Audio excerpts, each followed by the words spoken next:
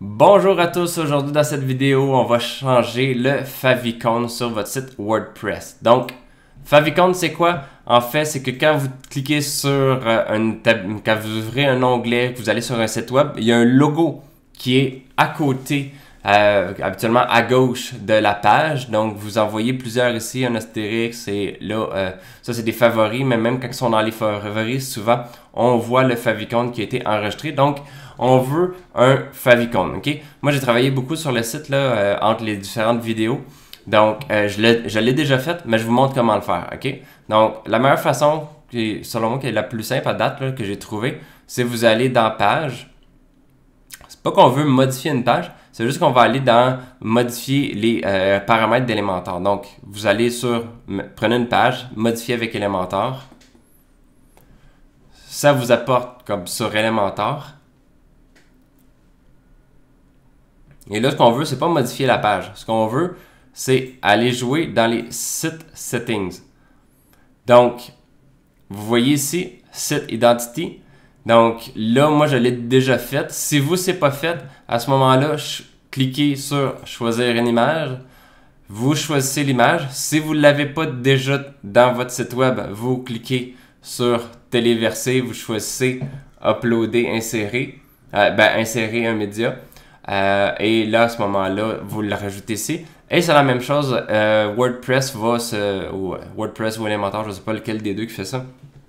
Mais vous pouvez prendre la même image ou en prendre une autre et qui est encore le même principe, là, choisir une image, choisir le fichier si vous ne l'avez pas.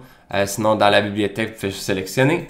Et vous mettez à jour. Donc, ça va faire en sorte que, on a ici le logo qui apparaît, mais aussi, vous le voyez ici, à gauche, là, c'est sûr, il n'est pas très visible parce que c'est pas le meilleur logo.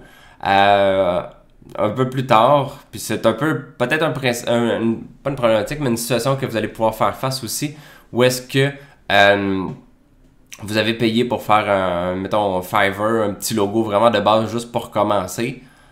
C'est correct, vous n'avez pas grand chose, mais vous avez juste commencé. Fait que plutôt que ça soit un onglet avec rien, pas d'image ou une affaire de soit Firefox ou de Chrome, au moins il y a une petite affaire. Là, on le voit pas beaucoup, mais dans mon cas ici, il est là. Au moins c'est là. Et quand on aura vraiment un logo beaucoup plus officiel, c'est comme, je peux vous donner l'exemple de ma santé financière.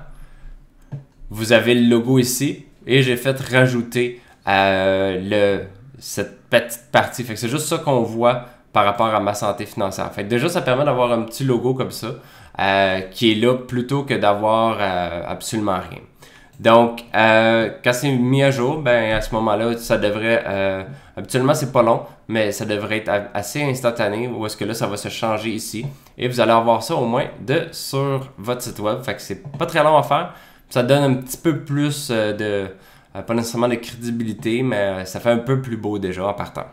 Donc voilà, bonne journée.